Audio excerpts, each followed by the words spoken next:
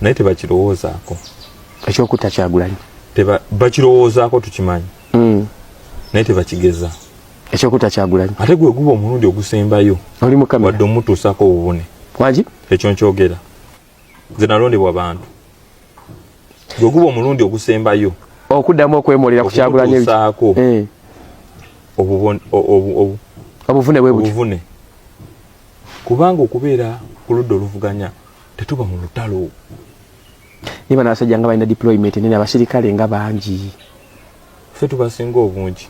Oyo ye Honorable Nyeko Derrick ye yakwata akatambi ka Robert Kyagulanyi Ssentamu ng'ab'ebyokwerinda bamusikambula mu nnyonyi wali ku kisaawe ky'eggwanga Entebbe International Airport.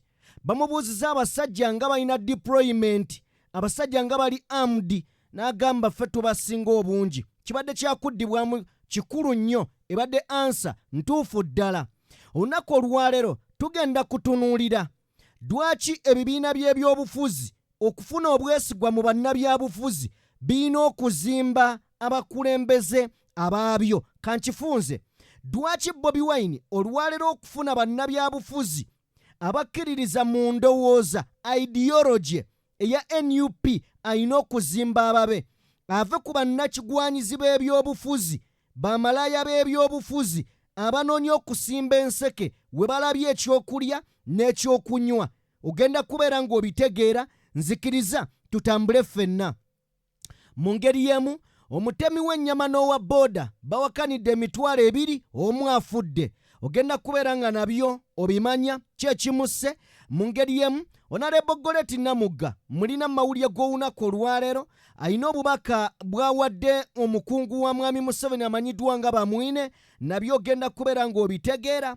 Mu ngeri y'emu, omukulu amanyiddwa nga lumu ow'ekibiina ekya Democratic Party DP lwaki alemedde ku nsonga ey'okulonda leader of opposition mu paalamenti y'eggwanga, nabyo tubirina. Alemeddeko agamba ne bw'anaasigala omu ekiteeso ekyo agenda kubeera nga kiteeka ku fulo ya paalamenti kisobole okubeera nga kiteesebwako. Retired Colonel Kifeefe Kizza Besigye bamwambudde. Byonna ogenda beera ng'obitegeera. Ani amuyisizaamu eggaali ogenda beera ng'obimanya. Baanirizaako bassebo ne bannyabo buli omu gy'osinzira okubeera ng'otugoberera abali mu bitundu by'ensi eby'enjawulo. Omukutu oli ku DPTV Uganda, and of course yenze Sajime abeerawo kubanga mbatuusaako ebintu eby'enjawulo. Nate olunaku olwaleero munzikirize tutandike ne Honorable Goreti Namugga. Tutandike ne Honorable Goreti Namugga ava Mawogola saidi zeeri, tusooke mu katambike then nzije tusobole okubeera nga tweyongerayo. Ono ye Goreti Namugga n'obubaka bw'obuyinza Bamwine. Bamwine. Okay. Zao natta natugumbula. But I want to tell him chetu baina mundu bo basobola okutta, baina zidrone bo basobola okubuzaawo ekyo tasobola, baina obuyinza basobola okusiba abaana okuba mazaye emyaka gyonna gye boogera, baina obuyinza obubuzaawo omuntu onotaddamu namulaba obwo n'obuyinza abulina. Kakati gwe Namugga ku TV nobeera mubi nnyo okusinga ono abuzaawo natta natugumbula. But I want to tell him chetu ng'aba National Unity Platform chetusinga okubanja government eno yenfuga egoberera amateeka. Enfuga egoberera amateeka n'ennyongera okutegeeza family z'abaana bano batadde nga nuupu tetulina kyetufunamu ng'abaana b'abantu bali mu makomera. Era y'ensonga lwaki ngaffe abaka ba parliament twavaayo tugende tweyimirira abaana bano. Nze Namugga baŋŋamba I'm not substantial enough, siyimiridde bulungi, siina mbavu osobola kweyimirira mwana. So bino byonna nga byogerwa mu kkooti ya Uganda. Kyetugenda okusigala nga tukola kwe kubagambako, kwe kuba exposing era nsaba bino byemuko tetuba kuba na cameras. Honorable Kyagulanyi yabadde bakugambye police asoka nti yaserera ne yekoona, yaserera teba kuba kamera. Era mbasaba mwongere okubalabisa all the time bulo tugenda mu activities kamera teba kubaka bamba mu field kamera teba kumubaka bamuba wabwere kamera teba ku president kubanga eyo kaye tulu je twine yo kulwanyisa bano bannaffe nga bawamba nga babuzaawo nga batugumbula fere tusobola kukikola newe tulijja mu government bye bakola tetujja kubikola. We shall not act like you. Tetujja kutwalira buyinza mu ngalo, tujja kugoberera semateeka tukulire tukulembere banna Uganda mufuge goberera amateeka unlike oyo ye Honorable Goreti Namugga. Ntero bagamba nti oyo y'omu ku babaka ba paalamenti abaakajja mu paalamenti naye nga ayokya. Oyo gwali naye ng'ogyeko ali wakati y'ekkungu yakubiriza puroguramu eyo. Ali wano gw'olaba eyeetakudde mu maaso gwe bayita Fred Bamwine. Fred Bamwine emyaka gy'amaze mu by'obufuzi alinga kwegamba ng'ajja ku media n'ebyobufuzi alinga atamanyi nti omuntu waba ayogera oyina okusirikako ku myaka gye gy'alina n'akawalaata. Alinga atamanyi nti omuntu omuleka n'ayogera okufaananako ne banna abalala abava mu NRM awo. Oli bw'aba ayogera tasirika. Era omuwulidde ng'agamba nti yeeteekako tomato sauce Bobi Wine. Bamwine yendaba yentegeera. Naye oyo bamugobye ku RDC mu bifo eby'enjawulo mpisa mbi na kwogera bubi. Ne bajja nga bamukyusa. Yasembayo Masaka ne bagamba genda Gasiya. Teyamalayo yadde emyezi 2. Ne kaka TV zikyamuleeta abeeko byayogera ku TV kati ayogera eki. Omubaka agezaako kunnyonnyola okola gwe oli mu kuwoggana buwoggana. Musajja mukulu amaze mu by'obufuzi mu by'okwerinda niye arrogance yokka gy'akozesa. Njagala kubeera nga nsooka nkuwa akatambi kano then nkubuulire oba oli awo kye njagala tube nga twogerako ekikulu ddala. Katuddeyo tusooke tufune ebigambo bya Honorable Nyeko Derrick then tuseetule embalasi tuseetule emboozi mukwano gwange. Katufune Nyeko Derrick ku bigambo bye bijjudde then tweyongereyo. Naye tebakirowoozaako ekyokutta Kyagulanyi bakirowoozaako tukimanyi naye tebakigeza ekyokutta Kyagulanyi ate gwe guba omulundi ogusembayo oli mu kamera wadde omutuusaako obubune wagi ekyo nkyogera nze nalondebwa bantu gwe guba omulundi ogusembayo okuddamu okwemolera ku Kyagulanyi omutuusaako obuvune bwe buti obuvune kubanga okubeera ku ludda oluvuganya tetuba mu lutalo. Niba n'abasajja nga balina deployment nene abasirikale nga bangi. Ffe tubasinga obungi. Nga bali armed. Abatalina. Kisutu bajja wane wange. Balina kye basangawo. Ninawo Justin Mbwa. Nawe ebika by'embwa nga 6. Gwe mpita ekiro toyingira. N'omukyala byatizazaale mu mutegeera. Era etumala ozita tewali. Oyo ye Honorable Nyeko Derrick. Honorable Nyeko Derrick abadde akunnyonnyola n'agamba tebaddamu okubeera nga bakigeza. Then wano wenjagala owulirire lwaki nagambye nti kirungi okubeera nga bw'oba ng'olina ekibiina oba nga political party yonna weekuumirako abantu abakukkiririzaamu abakuwuliriramu. Lwaki kino nkigamba bwe nti nkigamba lwa nsonga bw'otunuulira NUP abantu abagyetoolodde awo ne bannabyabufuzi be tuyita abagundiivu ojja kusanga nga tebabeera involved mu nsonga za kibiina mu kukidifendinga mu kubaako bye boogera naye ate bakikkakkanya. Ojja kwesanga gwampuliriza nti abakulu nga ba Mathias Mpuuga be twandibadde tusuubira nti bali ku TV boogera ebirungi by'ekibiina bali ku TV bafaayo okunnyonnyola eggwanga ate bali mu kuteeka kibiina wansi. Lwaki? Kubanga bo balina ebiruubirirwa n'ebigendererwa ebyabwe ng'abantu. Bw'otunulya Goleti Namugga yakajja mu Parliament kyekisanja kye ekisooka. Bw'otunulya Nyeko Derrick naye kyekisanja kye ekisooka. Engeri Nyeko Derrick gye yeewaayo nga mukama we bamukutte ku airport mu bugubi obw'ekitalo n'akwata akatambi akaasasaanira emitimbagano gyonna okwetooloola ensi era n'alabisa mwami Museveni. Ndowoozamu singa akatambi ako tekaakwatibwa kati oyo ali royo ku mukama we era afaayo ku mukama we kubanga amanyi valiyuye. Oba ntegeerekeka bw'otunulya ebigambo Goleti Namugga byayogera afaayo eri mukama we n'ekibiina kye kubanga kyekimuleese kyekimuleze era kyekimuwanise. Kati agamba nino defending ekibiina kyange ne bano bampuuga Abedi Bwanika bwa political failure ng'abamu bakola ne ku bibiina ne bigwa tebalina guli mutima gwa kufiirawo. Kankuwa ekyokulabirako, ttiimu y'omupiira bwe muleeta sita, oyinza okwesanga nga sita oyo ayonoonya abasambi kubanga bamukkiririzaamu, babadde bamwegomba ebbanga lyonna, kati bwe bafuna omukisa ogusambako naye ebiruubirirwa bye ng'omuntu asobola obbiteeka mu baana bano. Bwe kuba kwagala kulabisa bubi ttiimu asobola obbibasigamu. Oba okitegeera, kakiba kirungi abasambi abo ne mubejjako. Wadde mulungi atya, kirungi ne mumwejjako kubanga asobola okufuuka ekizibu mu ttiimu. Oba ntegeerekeka kye ŋŋamba? Asobola okufuuka ekizibu mu ttiimu nga buli ajja amupokera ebigambo. Olaba wano, bano bakola bwe bati, bano bakola bwe bati. Weesanga abaana abandi badde bakuwulirizaamu batutte ebyoli kubanga bamumanyi sita. Bakuze bamulaba.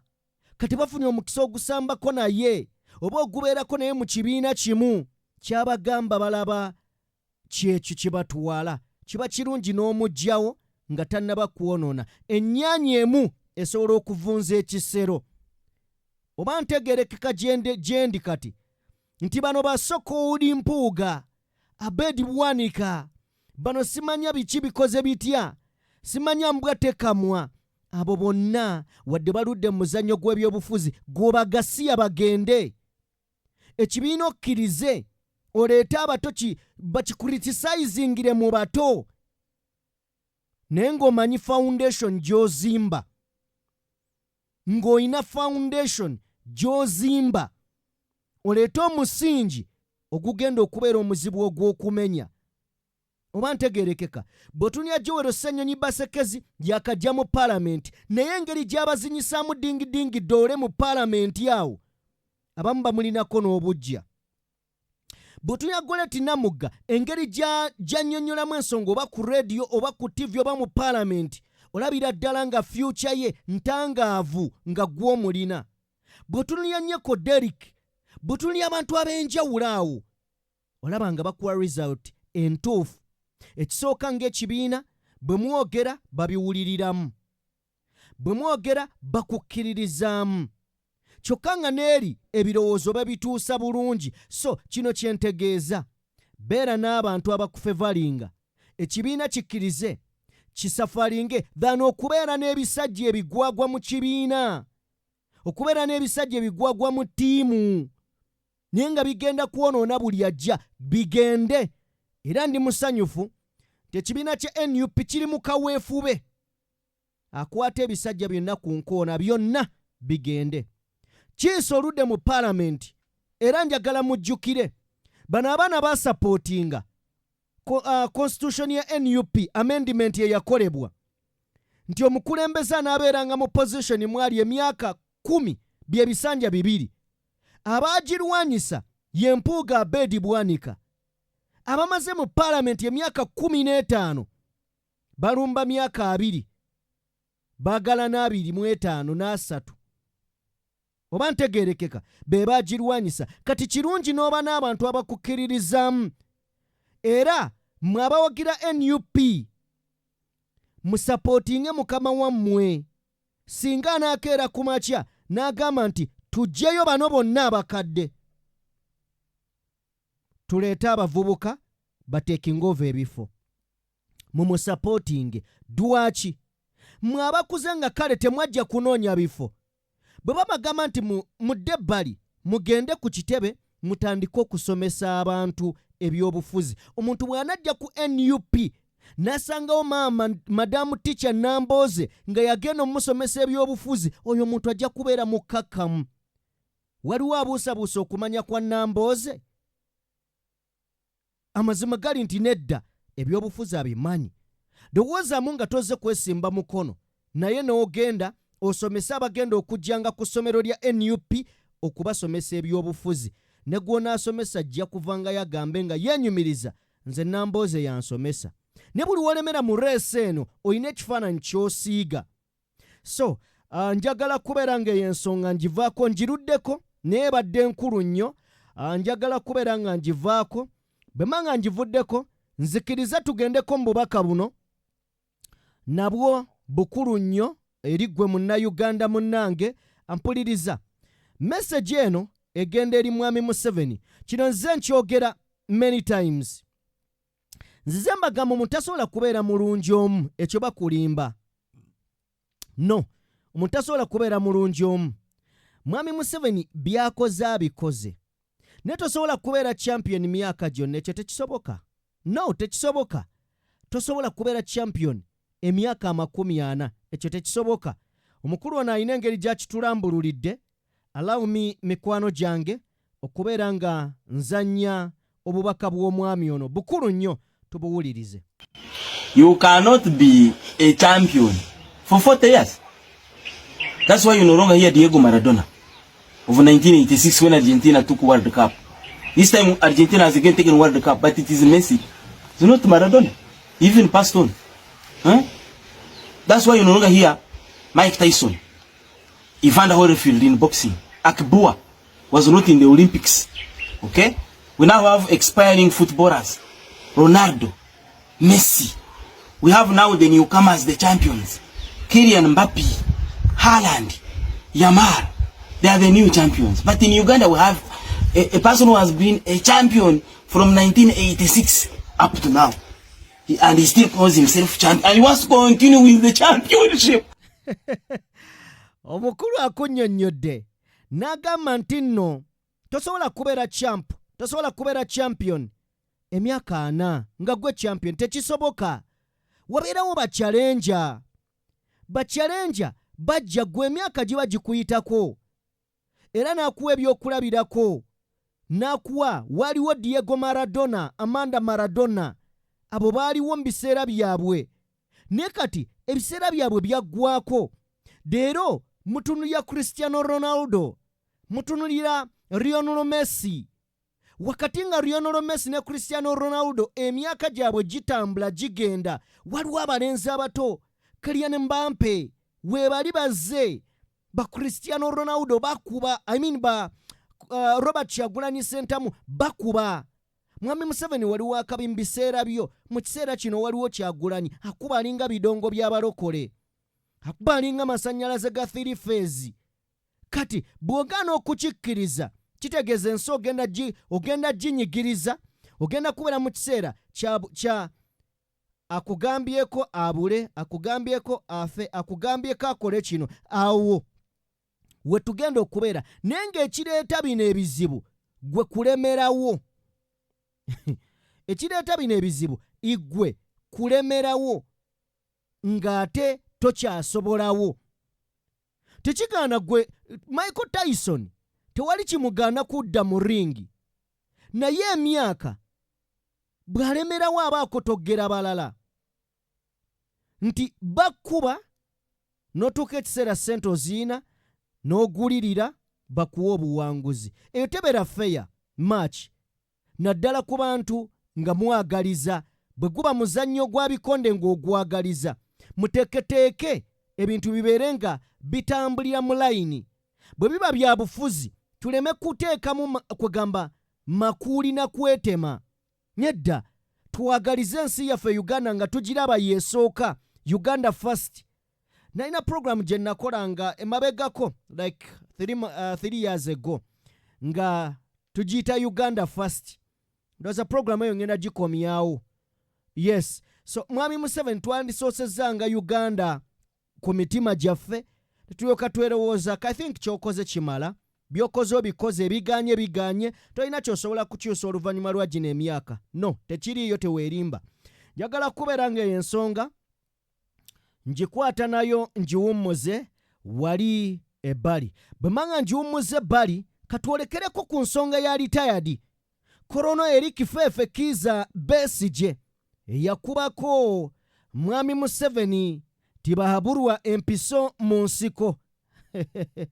Gwe yakuba empiso ebitafutafu abirya yekka. Gwe yakuba empiso ali eno yeewaŋŋamya.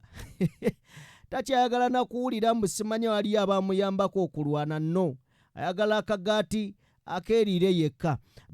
Bareno waliwo bana FDC abavaayo FDC erimu ebiwayi.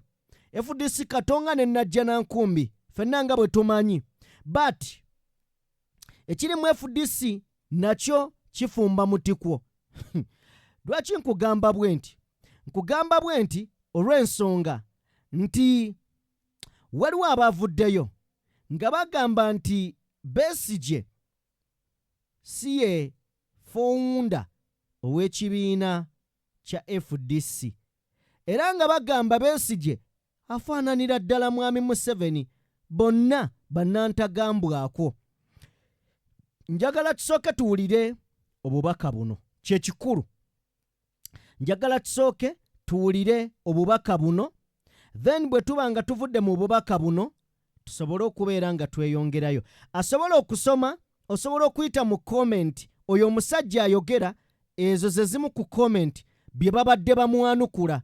Nga bamugamba ayina efubitizi, ayina omutima omubi, ku myaka gye bw'obanga tonnafuna magezi, bw'oba okyali musiru bw'otyo, omukulu we bamuyita Sabbiiti. Njagala ndowooza tuwulirize obubaka bwe nga bwe tusoma ne comment ezo eziri ebbali. Njagadde nzikuteerewo omanye endowooza y'Abannayuganda ku bigambo omukulu ono byali mu kwogera. Ebyo bye bamwanukudde Bannayuganda mu comment eza Facebook. Katugende maaso. Katugende mu maaso. Omukulu anziruseeko buddusi. Kansooke mufune. Okay. Kansooke mufune omukulu wano. Mbadde saagirookinze. Then kanjirookinge wano tulabe. Alright. Kale. Okay. Very unfortunate that some leaders believe that they are the ones that make a party. Jack Sabbiiti in Kigezi contributed a lot to Besigye. He may not believe it now because he's fighting to take over the party. Besigye was strong in Rukunjiri, where he's born, and I can't dispute it. We had Amanya Mushega and others. In the north, we had the Latigos. So Besigye is not the one who formed this party. So when he pretends it's not his. He should say it is our party. Omukulu oyo ebyo bye bigambo byabadde ayogera.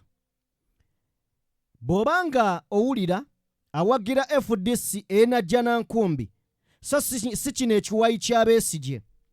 Bw'obanga osoma mu komenti awo, abantu babadde bamujjukiza nti Besigye gwe weesibyeko yawummula dda okwesimbawo ku kaadi ya FDC. Era oluvannyuma lw'okuwummula n'akwasa Generaali Guligoli Mugisha Muntu. Mugisha Muntu n'ata. Bwe yata kaadi ne bagikwasa Patrick Boy Amriat, nga Besigye takomye okubeera involved mu kintu kyonna ekya FDC. Era bw'oba osoma mu komenti awo bagezaako okugamba nti muzeeyi kasasiro w'oyo gw'oyogera mugyewo obujja. Njagala kubajjukiza nti FDC nga bwe tugamba nti NUP waliyo gye yava neereetebwa Robert Kyagulanyi Ssentamu, leero yagitambuza. Tosobola kugijjako noga nti si kibiina kya Bobi Wine. Oba ntegeerekeka. Kati FDC bw'ogamba nti nno Besigye si efowunda waayo beebaani. Besigye bwe yali ng'ayogerako ne bannamawulire e Katonga yakaaba n'agamba ekinkaabya amaziga kye kibiina bannansi kye bawagidde abamu ne bafa, ng'omuntu akitunze akiwaddeyo eri omuntu abadde atta bannansi ababadde bawagira ekibiina kino. Bino ebisajja ebikulu ng'oyo gw'olaba ku screen bisasulwa. Omuntu wabiraba nga bisajja bikulu amazima gali nti oyinza obikkiririzaamu naye nga bikuba propaganda. Kituufu ekibiina kya FDC mwami Museveni yakigula ng'ayise mwani mwaba abamu nga bwe yatwala DP nga bwe yatwala DP. Kati oyo omukulu ye ajja okuzannya ebyobufuzi beba abasajja abakulu be tulina nga bw'olaba nti mwami Museveni yali atandise oggula NUP ng'agiyita muwe ekitiibwa Mpuuga era ne batuuka n'okugamba mbwe ekibiina tekiba kya Kyagulanyi, kibiina kya ggwanga. Byonna byogerwa kubanga balemeseddwa omunyago gwabwe. Okitegedde? So retired Colonel Kizza Besigye bwe batyo bwe bamutadde ku nninga ab'ekibiina ekya FDC sayidi y'eno ey'Ennajjanankumbi. Tujja kubeera nga tubiddira, tujja kubeera nga tusobola okubeera nga tubiddira ebyo oluvannyuma. Kasooke tweyongereyo mawulire amalala nga bwe gajja. Munzikirize tusooke tutunuulire ensonga ya lumu. Ensonga ya lumu, lumu ki gwe njogerako? Njogera ku lumu njogera ku lumu owa DP eyagenda eggulu n'aleeta ekiteeso ekijjamu leader of opposition okubeera ng'alondebwa bulondebwa mu palamenti.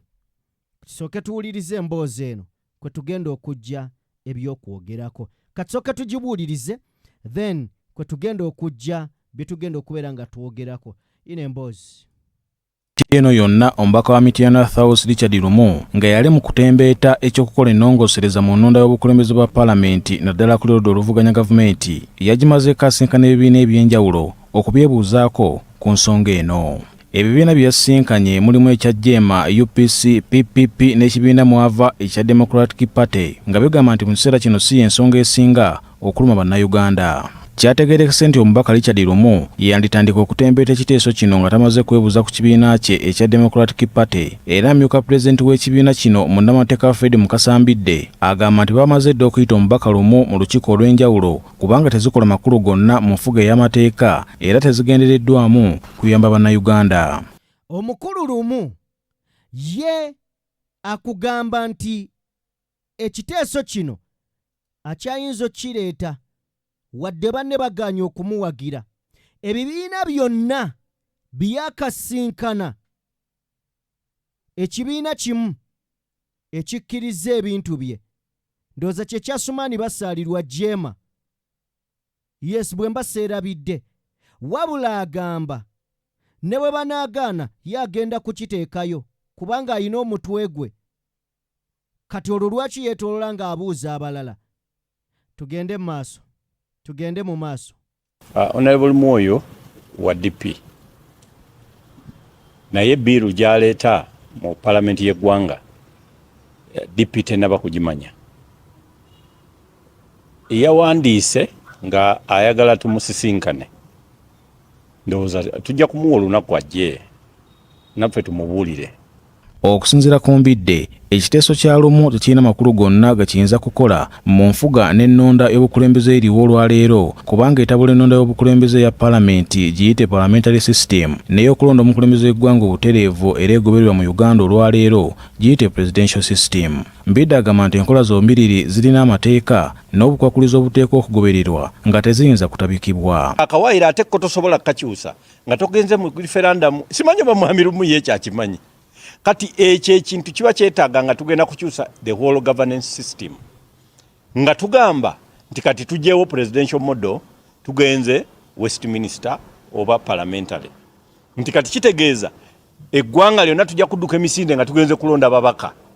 Kati ababaka ekibiina ekisinziza ababaka abangi kyo omubaka akulembera ekibiina ekyo n'ayingira parliament nga president oba prime minister asobola okweyita kyayagala. Kati ekyo kiba kitegeeza nti ekibiina ekiddiridde kakati kyekireeta nakyo presidential candidate waakyo aba yabadde member wa parliament. Kati oyo afuukirawo leader opposition era yayagala okubanga leading opposition yonna oba nga akulembera kino ekibiina. ku nkolagana y'ebibiina n'okutuuka okulonda ku lwoddo oluvuganya gavumenti mu paalamenti. Mbidde agamba nti nakyo tekisoboka mu nfuga eriwo olwaleero, wabula ebibiina biyinza okukkaanya okukolera awamu ku mutenjera gwa paalamenti, era kino kyakutuukibwako ng'obukulembeze bw'ebibiina bwebuuziddwako. Bw'oba ng'olina presidential system kati ng'e Kenya bayina minority leader ali mu ssemateeka waabwe ndoza article 108 obeera minority leader era gwe oba wenkanankanira ddala nga omuntu gwe batumye ng'akamooli atawangula mwalingiririza mu parliament oleete ebirowoozo bye si bya opposition. Mu parliament temuliimu kibiina kye bayita opposition. Mbidde era nga munnamateeka eyeebuzibwako ensonga agamba nti ekiteeso kya lumu era kimenya ssemateeka wa Uganda anti kikugira bannayuganda abamu okuvuganya ku kifo ky'omumyuka omukubiriza wa paalamenti kubanga bava mu kibiina ekisinga ababaka abangi mu paalamenti ne bwe babeera nga balina ebisaanyizo. Buli muntu mu Uganda alina olukusa okwesimba ku buli kifo kyonna ekyobukulembeze kyayagala. N'olwekyo bw'oba ng'oyagala okuteeka olukomera ku bwa deputy speaker obukwase oludda oluvuganya kali olina okuba nga wakakyusizza kubanga olwaba NRM baganye bwesimbako. Wabula Lumu agamba nti bino byonna tebigenda kumuyigula ttama wakugenda mu maaso n'enteekateeka eno kubanga ndowooza ye ng'omuntu, era agamba nti omubaka wa paalamenti alondebwa lwa ntegeera ye n'endaba ye ey'ebintu ku mitendera egy'enjawulo. Sabbiiti eno Lumu yafulumiza enteekateeka ye ekwata ku ky'okukyusa ennonda y'obukulembeze bwa paalamenti mwayagalira ku lwoddo oluvuganya gavumenti okubwako akalulu, bakamishona nabo bakubweko akalulu ssaako amyuka sipiika okuva ku luuyi oluvuganya. Ekyokugamba nti nno bayinza okulonda ava mu kibiina ekitono nakyo kisoboke kasita abeera ng'asobola, kubanga tuyinza okufuna ababaka nga bava mu kibiina ekivaamu ababaka abasinga obungi naye nga tebalina musobozi. Lumu agamba nti yamaze dda okwebuuza ku bantu n'ebibiina by'obufuzi ku nsonga eno era wakujanjulira paalamenti essaawa yonna.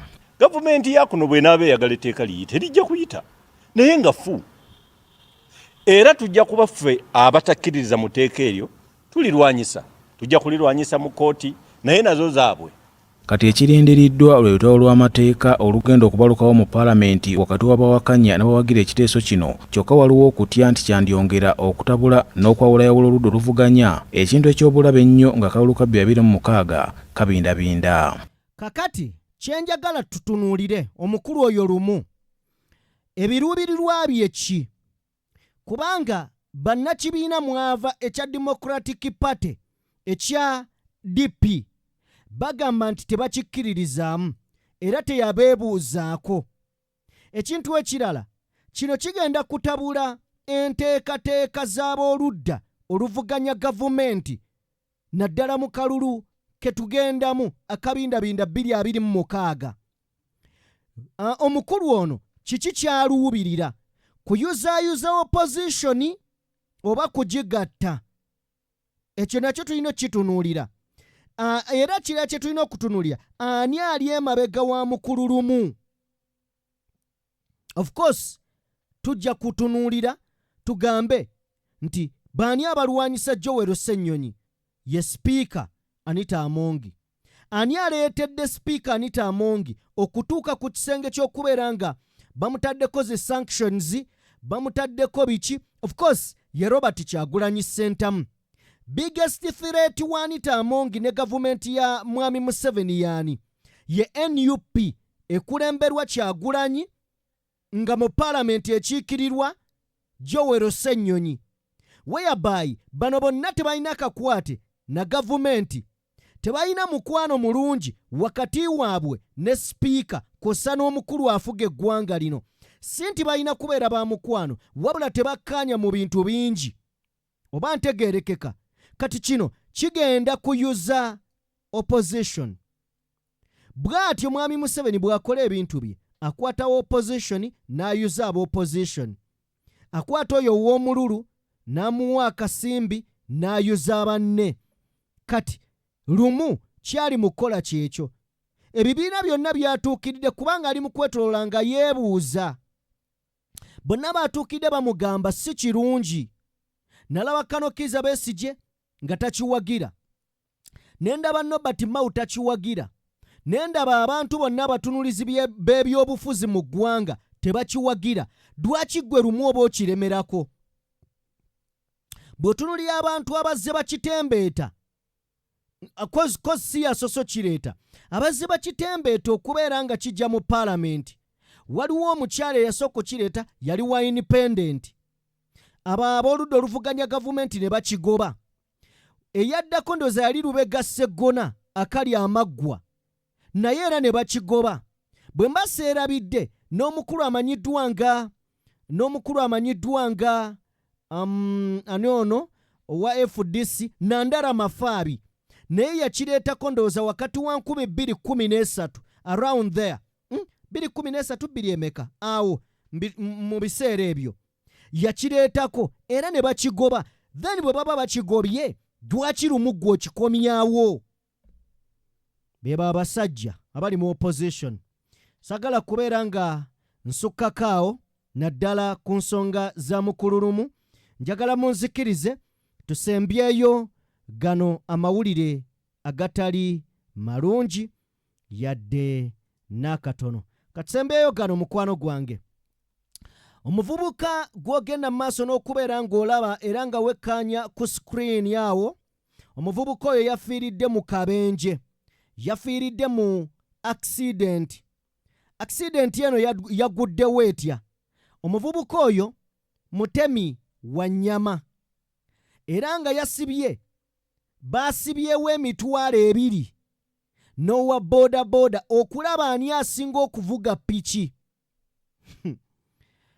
babadde bavuga nga tebannaba na kutuuka kwegamba ng'abulayo katono okutuuka we bamalira n'agwa mu mmotoka emmotoka n'emusaabala awo ku luguudo lw'Egayaaza yes ku luguudo lw'Egayaaza emmotoka we yamukoonedde era n'afiirawo teyasobodde na kuddusibwako mu ddwaliro mitwalo sitaani ayina effujjo mitwalo 2 ono mutemi wa nnyama oli muvuzi wa bodaboda omutemi w'ennyama agamba owa boda nkusinga okuvuga piki kumba olumbe lumu luli awo bbali lusinika mannyo lugamba gituuleko fe tufune omulyo tiyasobodde na kutuuka ku finishing line bw'atyo musajja wattu zembuyaga ezikaza engoye njagala kubeebaza buli omu gy'osinzira okubeera ng'otugoberera weebale nnyo weebalire ddala kyokola kya muwendo ebitagambika era nsiima njagala kutegeeza nsiima obutaweera oba obutakoma okubeera nga mugoberera omukutu guno mwebale nnyo mwebalire ddala tutambula ne Sheikh Ashrafu omusomi wa dduwa munoonyeeko gw'alina ebizibu eby'enjawulo atalina bizibu tewali lwaki nsonga omukubira naye abirina munoonyeeko asobole okubeera ng'akuyamba neebaza mwenna abatambula n'omukutu guno mikwano gyange mwebale nnyo mwebalire ddala nsiima ebitagambika era njagala kubeera nga mbatera ano bakama bange tusinkane mu updates endala zetugenda obeera nga tubatuusaako weekend tetulya kubeera nnyo na updates naye ate olumu ebigwawo we biggwawo tuba tujja kujja tubibatuuseeko peace